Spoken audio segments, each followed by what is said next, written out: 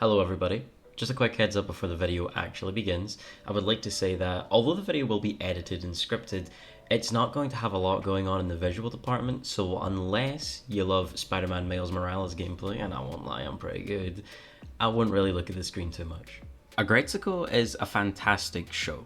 It's what I would best describe as a mature slice-of-life comedy.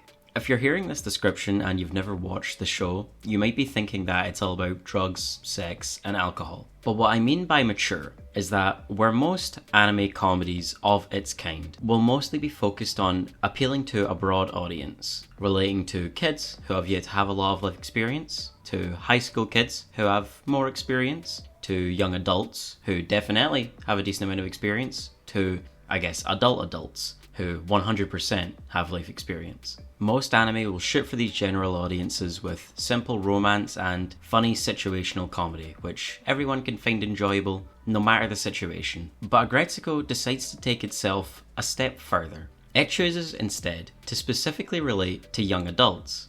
It achieves this by focusing on the mundane parts of life. Of course, Aggretsuko spins off in many different directions from this one simple premise. A lot of the show does revolve around romance, and a not insignificant part of the later seasons focuses around Aggretsuko working separate jobs. However, these are all secondary background elements to the main focal point of the show, which is the hardships of day-to-day life living as a regular, unexceptional person. Aggretsuko has her quirks, and she has her things that make her special, but at the end of the day, she is just a regular woman. The best she has is a good singing voice, and let's be real, if any of us just trained our vocal cords, we could probably reach that as well. Aggretsuko shines by trying to relate to its niche that it has captured, but to me, towards Aggretsuko's later seasons, specifically from season 3 and onward, Aggretsuko began to lose its touch. Not necessarily in that Aggretsuko began to forget what made it popular in the first place. No, not at all. The characters are just as charming as ever in season 5, and in fact, debatably more so. Aggretsuko's writing and its situational comedy is still top notch. However, ironically enough, Aggretsuko falls for the biggest pitfall that it itself stands pretty harshly against, and that is pressure. Starting off with season 1, Aggretsuko is simple. The most excitement we get during this season is Aggretsuko looking for love, meeting 2 new work friends within Gori and Wushime. The first season mostly acts as an introduction to the show. We meet our big cast of colourful characters. We meet Haida, the guy best friend who is trying extremely hard to look like he's not trying at all. Feniko, the actual best friend who is extremely chill. And Tone, the crick in the neck boss who is constantly yelling at our main character. And a plethora of other characters, like Sonoda, your classic workplace suck-up, or Kabai, who is your annoying, big-mouth gossip girl cranked up to infinity. The slow burn of season 1 helps us get introduced to the characters on a deeper level. We start off simply following Aggretsuko's day-to-day life, and we get to see what life is like for her. Work is a drag, and she doesn't like it. It's a total pain to get out of bed in the morning, and when she is seemingly staring at the opportunity to quit her job and work at a small imports business, she is ecstatic and almost immediately jumps the gun before being quickly disappointed. Instead, for the rest of the season, she still tries to find a way out of her job, but now tries to find it through marriage. As she says, matrimonial freedom. She begins doing yoga and goes on a lot of dates with a lot of very strange men, and then meets one, the spaceman. The spaceman is a simple guy. He's extremely reserved, doesn't really have much going on, and he likes plants. And that's all we ever get to know about him. He mostly serves as a vessel to help Aggretsuko, the show, find its footing with the main punch that the show likes to throw every season. With most shows, the emotional weight of everything is balanced. Characters having small fights is treated with the same level of seriousness as a death in the family. Now, this isn't necessarily a bad thing, and in fact, these anime can be quite enjoyable, such as the anime Given. However, they are lacking within the nuance that you actually get from real life, and that is what Aggretsuko tries to capture best. Throughout the show, we of course get to see Aggretsuko mad. We get to see her sad, we get to see her disappointed, we get to see her embarrassed, we get to see her depressed. However, the instances in which we see her like this are small. They are normally spurred on by incidents throughout day-to-day life. And as we all know, despite how these incidents feel, they never last long. If a problem comes up in your workplace, it can be dealt with within the moment it happens. And as such, Aggretsuko treats these things with a level of seriousness that you would expect from a comedy. Yes, it's serious to the characters, but it's funny, all things considered, because none of it is really that serious. But then, you get moments like Retsuko in the toilet, a public restroom. She's been walking around all day with her boyfriend. Her feet are blistered, and her rage is building. She wants to tell this guy off, but she is so desperate for an out from this job that she's willing to put up with this. She buries her rage. For the first time in the series, she completely suffocates it, runs to the bathroom, and starts counting to 10, in hopes that she'll come out a happy girlfriend, and that they continue like normal. That him blatantly ignoring her emotions can be something that's swept under the rug. That her discomfort in the relationship is something that can just be washed away. Aggretsuko likes to do these moments. It'll show something to the viewer that's deeply relatable and uncomfortable, such as trying to stick it through an obviously unhealthy relationship. However, unlike most shows that try to represent this quote-unquote realism, where it's really just over-the-top and nihilistic, Aggretsuko wants to show you these deeply relatable, to the point of being uncomfortable scenarios, so that it can show you how to overcome them. And this is, funnily enough, through the shithead boss, Tone. Retsuko has been trying so hard to bury her emotions that she isn't even considered useful at work anymore, so she's sent to go and make tea.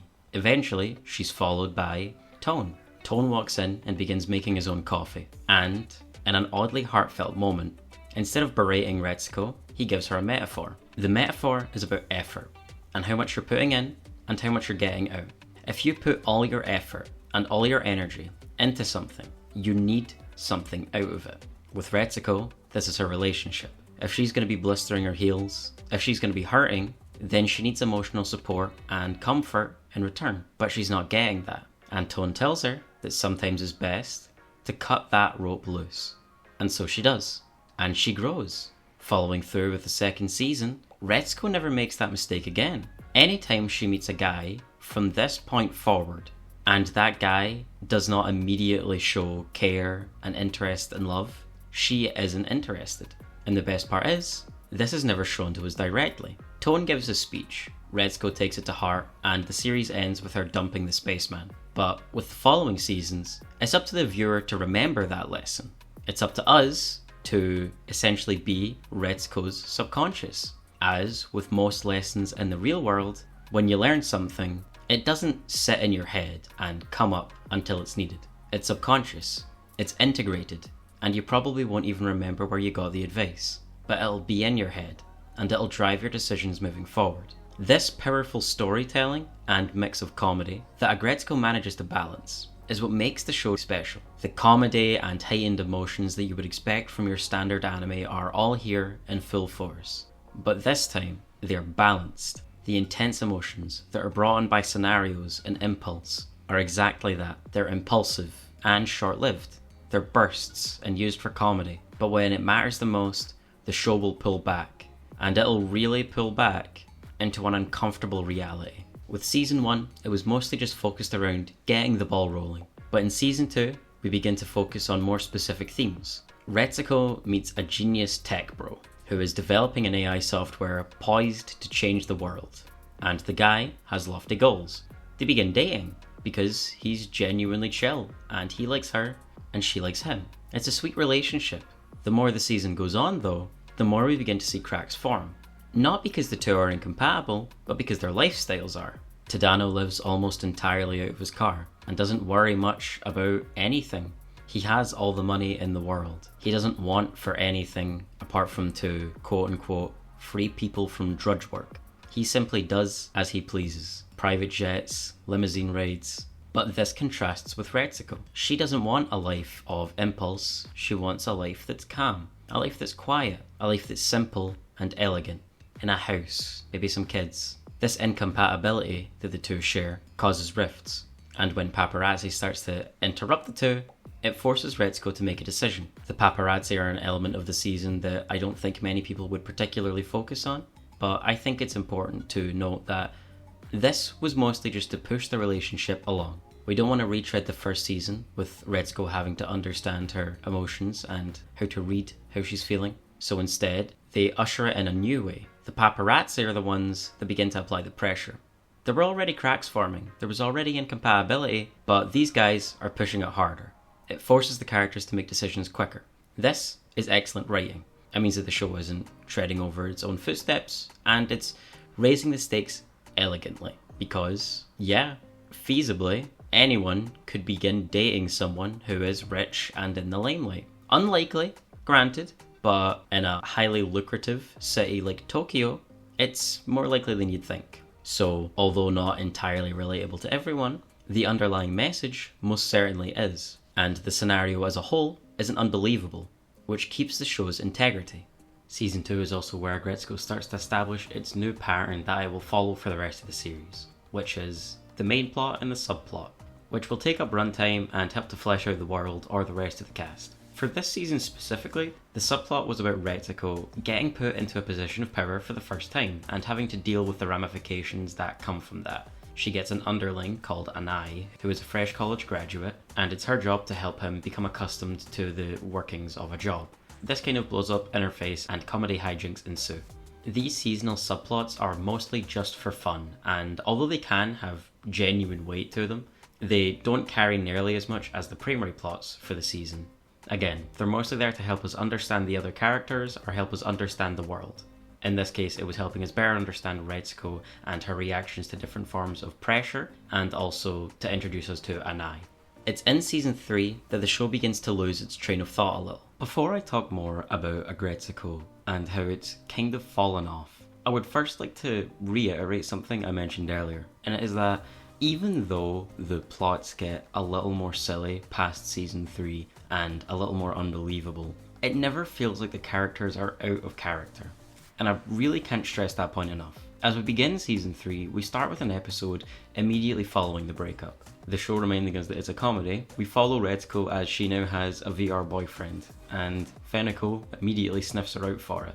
She tries to fill the hole in her heart with the VR boyfriend, who is just a hustle, is made to make money off of her. This episode is immediately charming and fun. There's nothing about it that sets you off the wrong way. It feels like we're just going to get more Aggretsuko. And for the most part, that is what happens through seasons 3, 4, and 5. It's just that the quality of the main plots and of the impact that they want to provide kind of becomes a little more unrelatable and unbelievable, which alienates the main audience that the show worked so hard to preserve.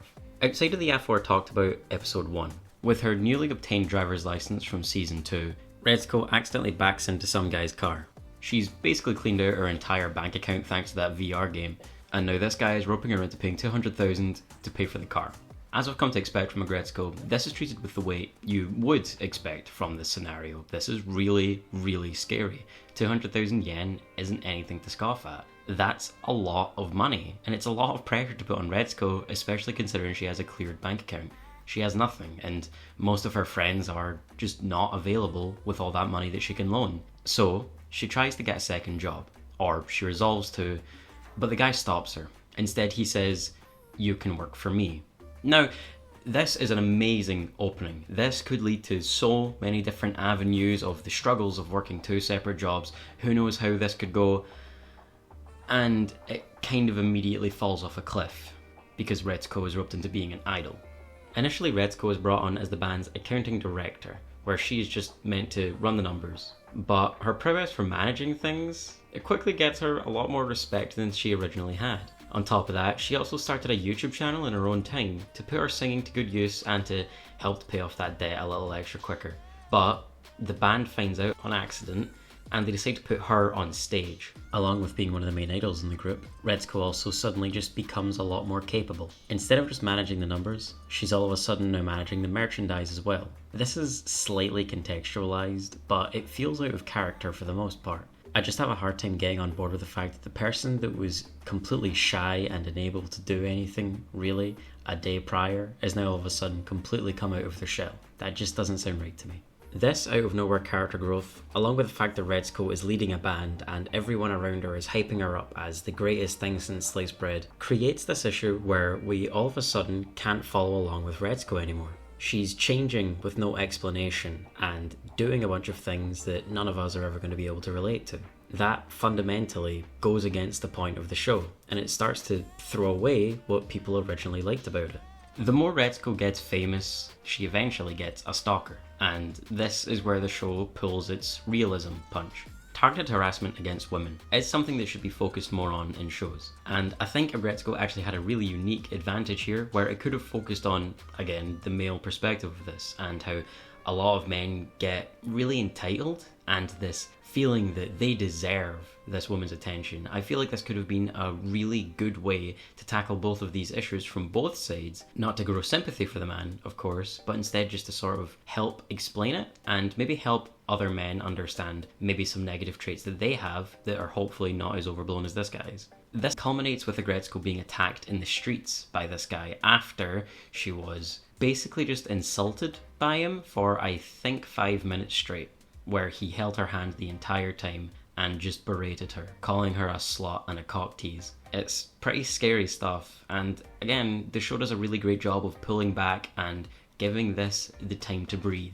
I really hope that no one watching this video can relate to this ever happening, but I can imagine that if you could, this would probably be really upsetting to watch and reminding you of a very uncomfortable situation.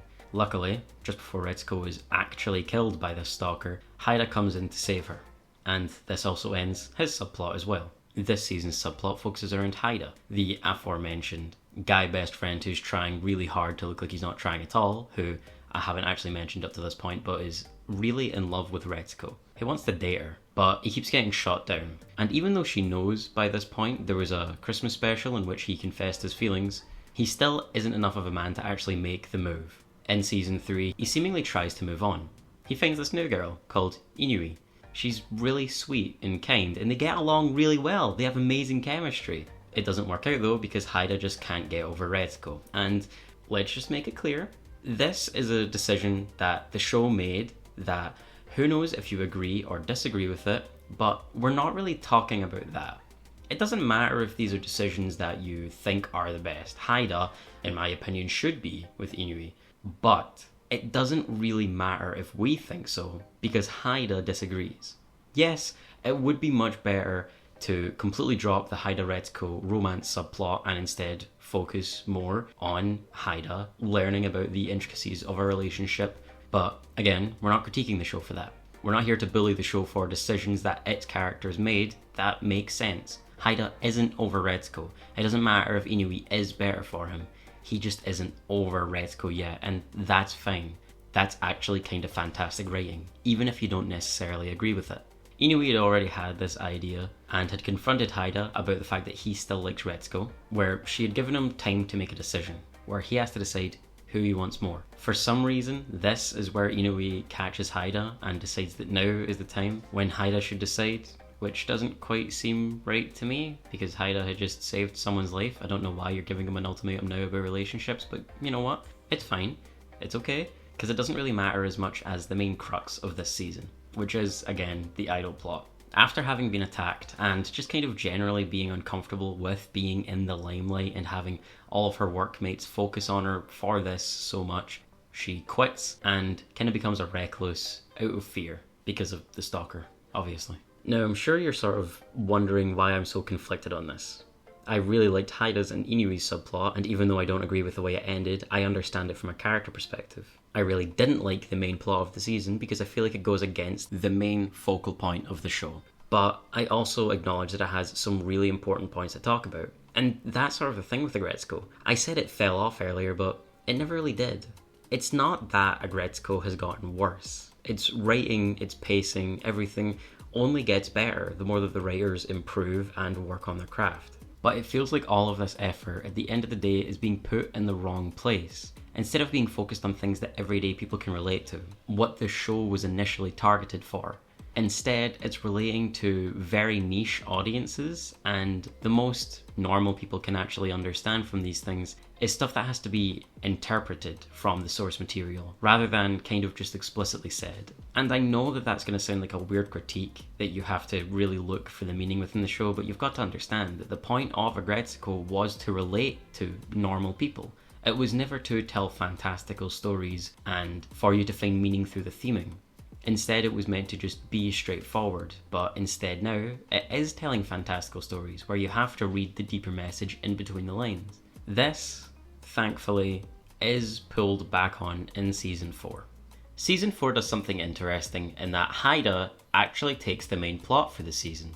Normally we'd be following Retsuko, but around Season 3, the side characters started to take more of the limelight over Retsuko. Now that's not to say that Retsuko has been replaced in any way. No, she is still the main character of the show. It's just that Haida takes a lot more of the limelight in Season 4 and almost all of the first half of Season 5. But anyway, at the end of Season 3, we saw Haida get Retsuko out of her house, and in this season, we get to see that she's taken a self-defense course. So now she can properly defend herself if something like that was to ever happen again. She's also moved into a new apartment. It's important to remember that the show is a comedy, so this slice of life, sort of poppy and fun take on recovery from trauma is something that you would actually want to see from this show. For as important as the serious moments are, we do need to remember that this is a comedy. It is supposed to be fun.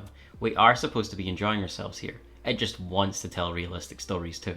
It is sad that the stalking subplot was dropped extremely quickly, especially with how aggressively Haida brought Retsuko out of her hermit lifestyle. I would have expected this to come up more, but no, it's almost immediately dropped. Season 3 ends, and as soon as Season 4 begins, that's it. There is no more mention of the stalking, ever. It's very lately brought up every now and then, and the OTM girls do show up occasionally whenever there's a fear about it, but it's never actually an issue. It's mostly played for laughs than anything else, but if you were to experience something like that in real life, it would be borderline traumatic. In contrast to Season 3, Season 4 is a lot more of just what you would want from Aggretsuko, and it's actually probably one of my favourite seasons. It has some of the best side character building. Retsuko herself gets a lot more moments just to sort of be fun and to have a little more of a personality than she kind of otherwise had. She always had a fun personality, but now we get to see a little more of her anxiousness specifically. She's always been nervous and a little skittish, but we get to see how hard it is for her to say something as simple as, "I like you." It's fun. Getting to see more of Haida's good. Feniko is always a charm. Gori and Washime again steal the show, and with the main plot and subplots being so grounded and relatable, the show firmly puts itself back in the position it was in with Season 1 and 2, being a show that is highly relatable to young adults, what it was always doing in the first place. If Season 3 was a bump in the road, Season 4 is like a speed bump. It kind of resets us, pulls us back a little. We do raise the stakes slightly with Haida again coming to a place of management and with his spectacular fuck up. But when I worked at an arcade, I had a co-worker who was 23 years old. By comparison, at the time, that was 3 years older than I was. This lady had only been working at the arcade for a few years, but she had already gotten her way up to a management position herself. And considering how much my old boss liked me, and that I was pretty good at the job, if I was in a better mental headspace and actually enjoyed any of the work, I maybe could have gotten there as well, not to toot my own horn. The point being that you don't really have to be all that to get into a position of management. You may have not done it yet, and you may not ever do it, and that might just be what you want to do. But the point is that it is way more relatable than being a fucking idol, which again helps to put the show back into a position where more people can relate to it and understand things. With the main plot, it focuses around Haida and Retsuko finally getting into a relationship. This isn't cemented until the last episode of the season, but along the way, we get to see the different bumps in the road as different side characters try to help the two get together. We get to see Haida and his lack of confidence, Retsuko and her lack of faith in Haida's lack of confidence. The subplot again focuses around Haida, although it also focuses around a ton of different characters. The main through line is about feeling disenfranchised or like you have no power from emotionless corporations. Now, this is a pretty big theme to just sort of tackle, and it's actually done really well. We get to see what it's like to be softly shoved out of a company by smiling faces who pretend that they only have your best interests. We get to see what it's like to be promoted, quote unquote, to a place where you never actually work, where you're just expected to sit there for the entire day until you eventually quit on your own. Then they never have to resign you. We get to see how brutal corporations can be right at the very top. This is shown by Retsuko and Haida both getting a new CEO to run their company. This guy is intent on increasing profit margins and cutting as much fat as possible. But we do also get to see how unforgiving that side of work can be as well. In contrast to Season 3, Season 4 brings things aggressively back into the workforce. I actually had a pretty hard time deciding what was the seasonal plot and what was the subplot, but I feel like this fits better, as we do get more screen time with Retsuko and Haida getting together than we do with this. But I would say that this is the better of the two plots. It brings us back to that reality that Aggretsuko is known for, that kind of brutal but also hopeful real world. We get to see what it's like to be noticed for your work, when Haida, who is apparently very into IT, codes a new system which helps the accounting department greatly with the way they manage their internal systems. He was always doing soft IT work around the office, but now he's being actually appreciated for it by the CEO himself and gets promoted to the manager of the accounting department. All of a sudden, he is in charge of everyone, and we get to see the insane pressure of stuff like that, and most importantly, the bounce back for if you fail. This is really important to acknowledge. For as despondent as it can feel to look at corporations make brutal decisions based on nothing but profit margins and greed, it is also important to understand that just because someone is a manager doesn't mean they are a bad manager. Just because someone is in charge doesn't mean they're like every other greedy shitbag who runs a company like Apple or Google. Let alone Haida, someone who has barely any confidence in himself. We actually get to see that this new CEO is a bit of a bastard. The dude only cares about investors and shareholders. He doesn't really care about the people at the company or what personalities they can bring and how that can improve people's work, even if it doesn't overtly improve people's work, if you get what I mean. Aggretsuko keeps missing the mark by worryingly increasing the stakes. It keeps shooting too high, going too far, putting itself in positions where no one can fucking relate to what's happening. Season 4 has been a really nice reset, where we've come back to a position where we understand everything that's happening. Finishing off the season, once Haida's put into a position of management, and once he's all chummy with the CEO, Haida gets roped into something that's called window dressing. This is where you inflate the amount of profits that companies make in a year to make things look a little more impressive than they are. It's fraud, essentially. It's illegal, and Haida is doing this to please the new CEO. After some admittedly really funny spy movie hijinks, we get to see as he's exposed. Everyone knows about it, but no one is really doing anything about it, apart from just talking to him. They're trying to make him understand that what he's doing is wrong, and then he can do the right thing before it's too late. And he does. He goes to the CEO, and the CEO quit his job out of shame. Well, hey, ding dong, everything's over. Retsuko and Haida finally start dating at the end of the season. Haida has some confidence in himself and is ready to do the right thing. They both don't totally hate their jobs anymore because things are a lot more in their control.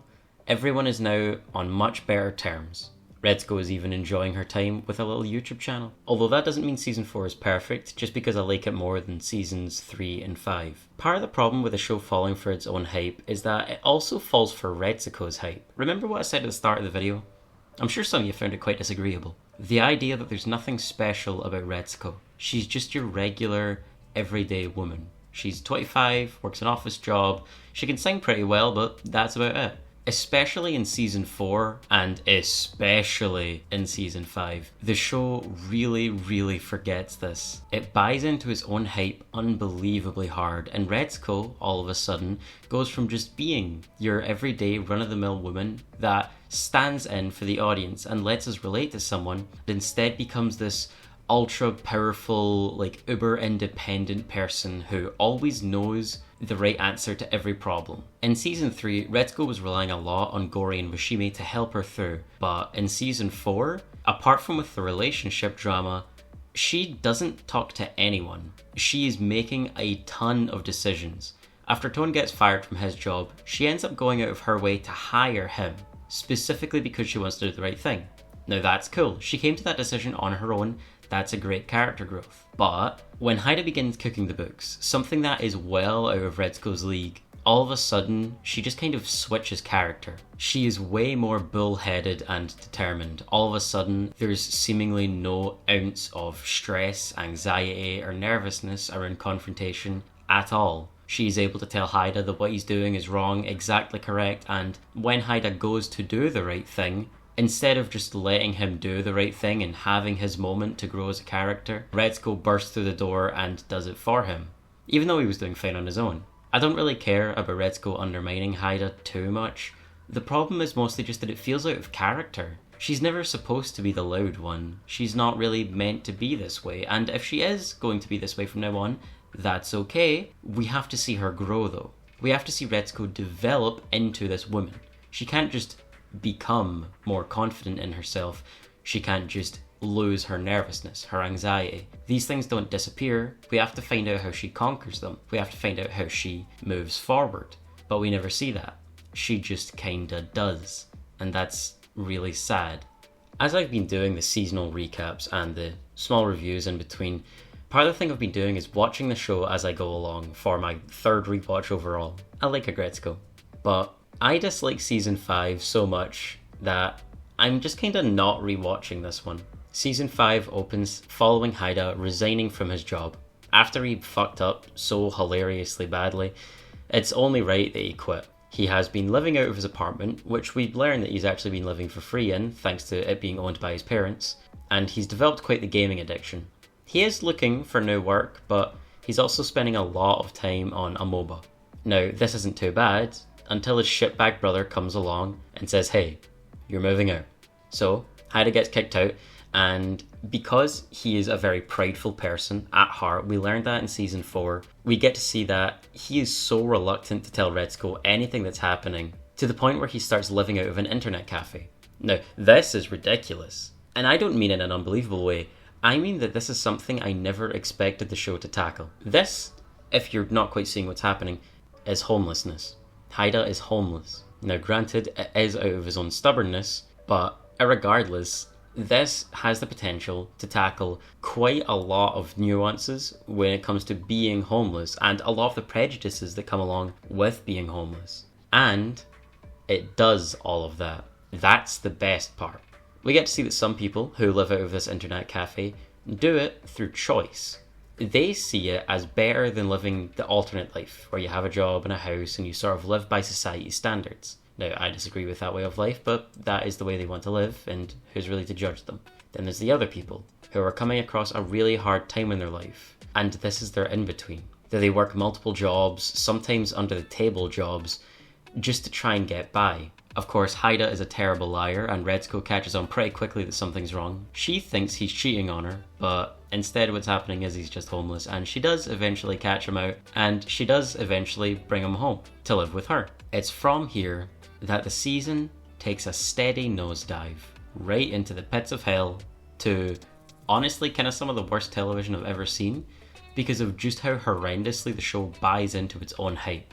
Turns out, Haida's dad is actually a politician. Haida is considered a disappointment in his family, and his brother is primed to replace his father because his father's getting pretty old. This is getting a little more unbelievable, but it's okay. You know, that's fine. Why does this matter? Well, we find out that there's a new political party running for office called the Party of Rage. They want to try and let their discomfort with the current system in Japan known by screaming about it, and they choose Retsuko to run. Retsuko says no, I just want to live a quiet life, but lo and behold, everyone around her says you're so gosh darn special, Retsuko, you should go and do it. And boy howdy does she do it. She goes up against Haida's brother. They have an intense scream off basically, and she gets like almost 50% of the votes. She loses, but she almost wins. Yeah. Do I really need to say anything else after that one? I mean, okay, let's just get it right out of the way. Tadano from season 2, being a billionaire, is pretty out there, of course, but again, with Tokyo being such a small and highly lucrative city, this isn't entirely unbelievable, and you can also just chalk it up to being heightened reality. This is a show featuring talking animals. We've got to remember, there's nothing quite wrong with the show tackling something like this with some new spin.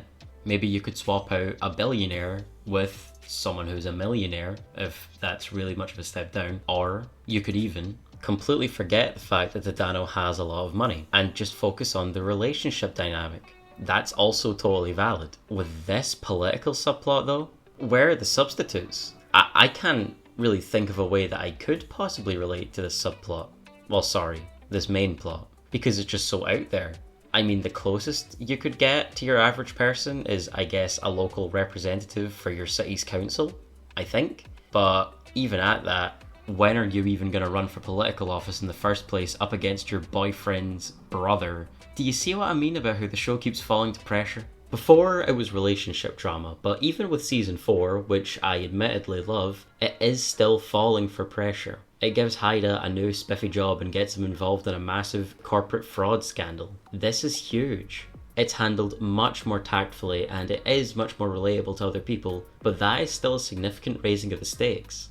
Especially from season 2. Oh, and remember that thing about Haida being homeless and then he gets brought into Retsuko's apartment? Yeah, he just gets a job off screen and he's completely fine from then. It's like nothing's even happening. There is a subplot throughout the season of Haida trying to get the approval of Retsuko's parents, but fucking what does it matter? Who gives a shit anymore? With how far the main plot is just falling off the deep end, why even watch it anymore? The characters are still written well and are at least somewhat in character outside of Retsuko, but they're all now just fawning over Retsuko and how cool she is. And the thing is, if they wanted to tackle bureaucracy, they didn't have to go this far. I'm not even sure what they were trying to do with this plot in the first place. I guess you could argue that they're trying to relate to people that have a disdain for the current political systems in power and who have a need for change. But you could absolutely do that inside an office. You could do that more so. Who knows? Haida begins learning coding on his own and actually gets a job at a computer company. It's miscellaneous, it doesn't really matter. Maybe part of that could be Haida going to university.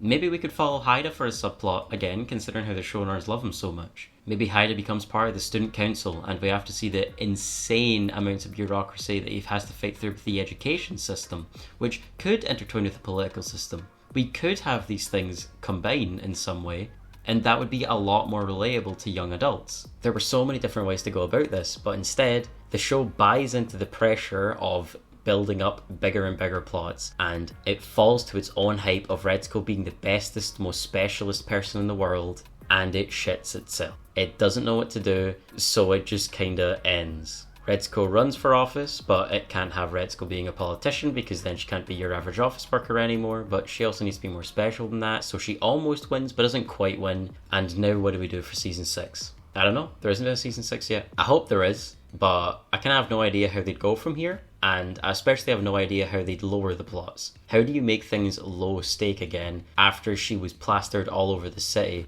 to be a politician? Yeah, it's not exactly something you can just jump back into an office job from. At the end of all of this though, I still love Aggretsuko, and I'm not going to pretend I don't. The show really is extremely charming and the characters are insanely relatable and lovable. The problem is they just can't seem to let the characters be on their own. They want to continually up the stakes and put them in more and more insane scenarios, but at the end of the day, the thing that you wanted to come to Aggretsuko for was almost like a shoulder to cry on, and I really hope that it can return to that state. It's maybe going to be a little bit of an uphill battle after season 5 for sure, but they could just pull a Halo Infinite honestly and just pretend season 5 didn't really happen. I think I'd be okay with that. Can we be okay with that? I think I'd be okay with that. But at any rate, thank you so much for watching this video. I hope it's come across as structured. I did think through things. I genuinely did rewatch the entire show while making this, and there have been like a million different sound clips and all of these different things that I've gone through to create this final product. But on top of going through personal mental struggles and finishing up university for good, and that means all of my education, I've had a little bit on my plate. Thankfully, now that that's all complete, I just want to get a job, get built, and keep making more YouTube videos, I guess, because honestly, this is just fun. I like it. It's a hobby. Don't worry about liking and subscribing, and there will never be ads on these videos, so you don't have to worry about anything like that. I just appreciate you being here and listening to me, even if you super duper disagreed. Also, Miles Morales is Spider-Man. And he's the best Spider-Man, dude. Peter Parker can eat it.